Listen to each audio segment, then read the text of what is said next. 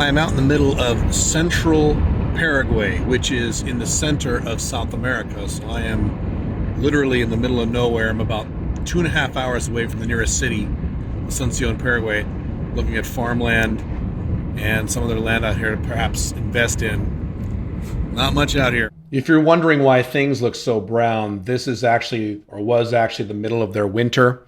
So it gets more green as the summer months approach, or the autumn months. And the closer I get to the town that I'm headed towards, the more green it will start to get. You'll notice that in a minute. The town I'm actually headed towards is north of Asuncion. It's called San Estanislao, and they call it San Este for short. And that's actually where I'm headed as I was driving. I hired a driver to take me out. It cost me something like $60 to drive for like 3-4 hours. So as you can tell, it's starting to get a little more green as we get closer into town, as we get further north and further away from Asuncion. And like I said, I'm just sitting here in the back seat of the car. And if you were curious as to how I work while I do this, these are my batteries. So my phone and my laptop are both plugged into this battery. It's a brick. It cost me about $100. This can charge my laptop twice and charge my phone about 4 times. It's fucking great. I travel with it all over the world. So now I'm in town, and this is pretty indicative of how the town looks. It's a very small town. Again, about 3.5-4 hours away from Asuncion, which is their largest city. This is pretty typical of a small Paraguayan town. You will not find any buildings more than 2 stories in a town like this. But there's a reasonable amount of activity, and there's a reasonable amount of economic activity. Every time I come into Paraguay, there's more economic activity, which is a really good sign.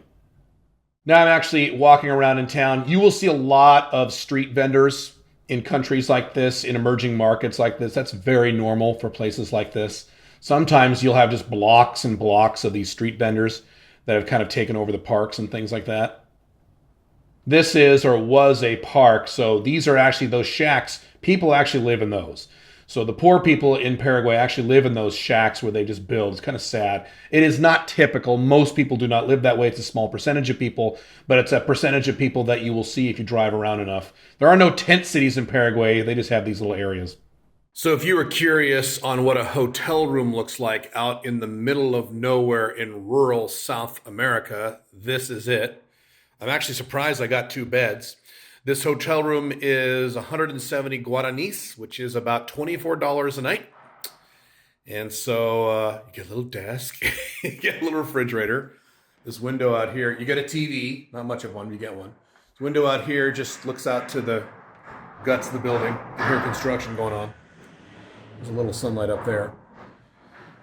And over here, the bathroom. What up? So this is interesting. Most bathrooms in Asuncion don't have this much room in the sink. It's literally just a sink with no extra space over here. So I'm actually shocked I'm getting some room here. I guess it's cheaper to build stuff out in the middle of nowhere. Shower is actually somewhat normal. I'm actually surprised. But this is actually a pretty decent sized room for the money. And this isn't bad. And this is the nicest hotel in the town. I'm on the 2nd floor, room number 3, literally. Oh, and there's an air conditioner. Not that I need it today. It's pretty cold today. It's the winter. So they wear masks here, and you would expect these smaller towns out in the middle of nowhere would wear less masks or resist the use of masks, but you would be wrong. They still wear masks out here. Hang on. And that's kind of amazing how people submit to these things. But anyway, this town's a little bigger than I thought it was. About 50,000 people. So small, but not super small, which would kind of explain why they wear masks. And so this is the kind of town in the middle of nowhere where the people here are either people who live here or people who are coming in from the farms to pick up their supplies, or bored teenagers with nothing to do in the surrounding area. So most of the people who live in this town live far out, in the countryside. This is kind of the main drag of the town here that I'm on. This is a typical little street corner, little mechanic shops, little gas stations, little, 7-Eleven type places, convenience stores, that kind of thing. It is very nice out. It's in the low 60s. But because we're so close to the equator, it's like you have like burning down sun. There's no clouds.